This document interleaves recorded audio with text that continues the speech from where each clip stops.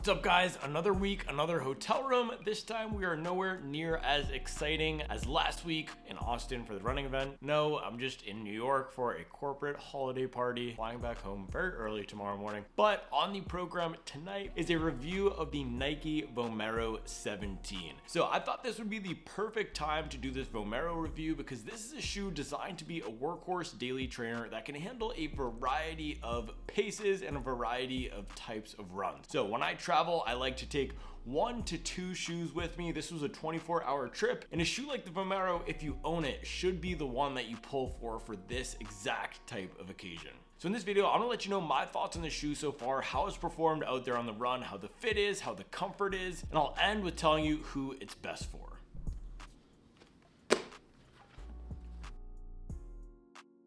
Alright guys, before we get into it today, I did want to mention the new Supwell Running Instagram account. If you haven't checked it out yet, go to Supwell Running on IG and give us a follow. That's where I'm gonna be putting all of the cool exclusive shoe pictures that I have from TRE. And I'm also getting some new unreleased shoes shipped to me pretty soon, so I'll be able to post those immediately for you guys. I'm also doing deals and giveaways on there, so if you're interested in anything related to running shoes, go over there to Supwell Running and give us a follow. I also know we have some new viewers who might not be familiar with the Running Shoe Matcher tool, so if you want to get paired with the best shoe for you, you can check that out at runningshoematcher.com. It's 5 simple questions and we match you with the best shoe for you. All right, let's get into it.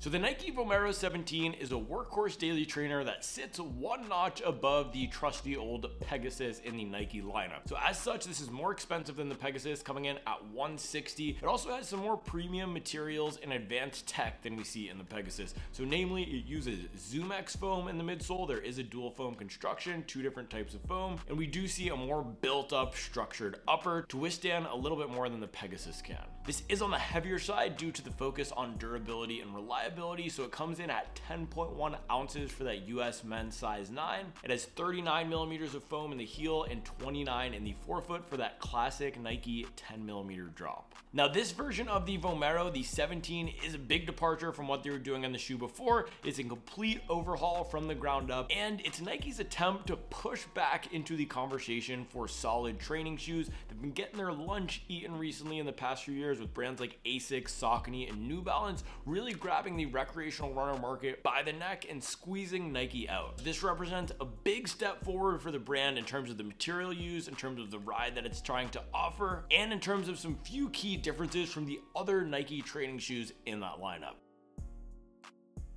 Alright guys, so diving into the midsole, as I mentioned, we have a dual midsole construction. So the top layer is ZoomX and the bottom layer is a foam called Cushlon. Now what that ZoomX is going to offer on the top layer is an amazing step-in feel. That's one of the biggest things I noticed when I first laced up these shoes is when you slip your foot on into it, it just gets absolutely caressed in this nice cozy cocoon. Now the step-in feel of this, because of that ZoomX and because of whatever they use for the stock liner, is probably even a little bit better than a shoe like the New Balance 1080 V13, which has a different sort of recovery running ride. But here they've really put some considered thought into what that experience is like in lacing up the shoe, and makes it more of a shoe that you want to run in and also want to walk in or use as a regular sneaker. That's one of the things that I really like about Nike's daily trainers, Vomero and the Peg. They can be used for things beyond just running. That's part of the Nike value proposition. It's a great brand for beginner runners, and it's a great brand for runners who like versatile shoes. Now with this midsole being heavily stacked here, as I mentioned, 39 in the heel and 29 in the forefoot, it is in that max cushion category. However, it doesn't feel like that on foot. It doesn't feel like one of those towering shoes. And if you look up here at the back with this little bump of ZoomX out here, this is actually an illusion. Your foot sits deeper in it than what it looks like on foot. It definitely feels a bit lower than a 39 millimeter heel. Now compared to the Pegasus, the Peg is using React foam in the midsole. Again, this has ZoomX and Cushlon. This one is a little bit softer underfoot for that step in,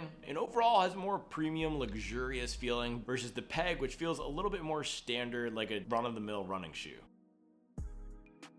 All right, diving into the ride. Now this was a tough shoe for me to peg because this ZoomX really changes characteristics depending on what pace you're going. So while it does come in at 10.1 ounces, sometimes it feels like that 10.1 ounces and it feels even heavier. And other times I've gotten this thing to sing and I've been running that steady range, just a little bit slower than marathon pace, and it's felt amazing. So some of my best runs in these have been those standard everyday miles where I'm right in the middle of my aerobic zone, probably anywhere from 7 minutes flat to 740. That's what I've enjoyed this most for, and that's the brief of the shoe. This is a daily trainer, though it is on the heavier side. It doesn't run like a recovery running shoe, and as I've attempted to use it sometimes like a recovery running shoe, that's when I've enjoyed it the least. So that's the challenging thing about having the ZoomX in here and having that 39mm stack height. You immediately think of using this like a recovery shoe because of what we're familiar with in the Nike Invincible, which is that 100% ZoomX max cushion recovery style shoe, but this is most certainly a daily trainer. The shoes that it's most similar to for me so far have been the On Cloudmonster,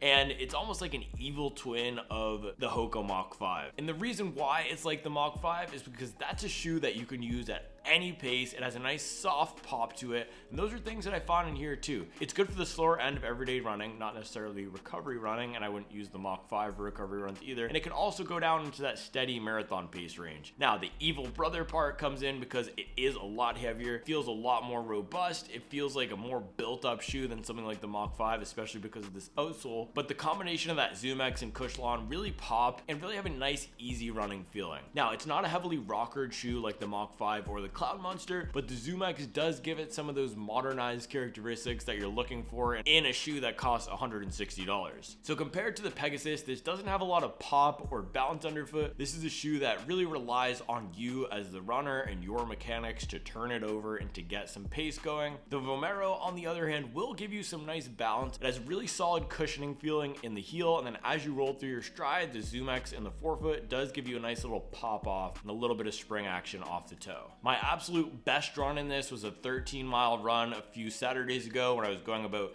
7 minutes per mile. I started at around 7:30 pace and worked my way down to 7 flat, and it just felt really nice. One of those shoes that you forget you have it on your feet, and it just gets worked into that momentum of running in a really simple and beautiful way.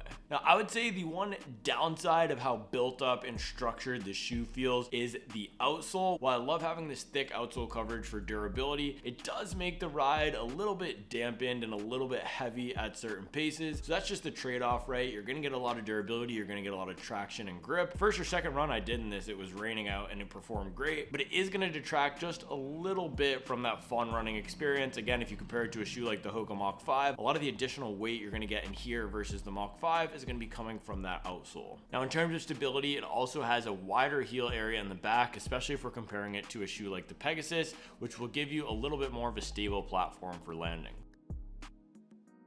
Alright guys, heading up to the upper. Now the upper of the shoe is tank-like. It's almost like this thick, waxy canvas. I've absolutely loved lacing this up. It does have a little bit more room in the forefoot than some other Nike running shoes. I went true to size in this, and I didn't have any issues with the fit. It doesn't feel too snug around here on the left side, on my left foot with the outside pinky toe here. Sometimes I can get a little bit of pinching. I don't get that in this shoe. We have some nice soft laces here. It is really easy to get a lockdown and to go too tight. So this is a shoe where I actually err on the side of not doing it as tight as I could. So that's just something to mention. You don't need to tie it super tight to get a good lockdown. Around the heel collar here, we have a decent bit of padding. It's not as much padding as we see in the Pegasus. You can see the Pegasus has a little bit more padding up here, but very comfortable. And what it lacks in padding, it makes up for with structure. This is a very structured heel collar out in the back. So compared to a shoe like the Saucony Triumph, which was actually the shoe that I first got this to replace, this has a much better heel lockdown. There is no heel slippage. And if you crank the laces super tight, which again, I advise don't crank the laces super tight in this, your foot will be locked in here like a rocket. So upper and fit is 10 out of 10. I think this will fit most runners. Only downside here again is that the materials they've used are very built up. Probably will be a bit warmer in the summer months. I've only run this in 30° to 60° Fahrenheit temperatures,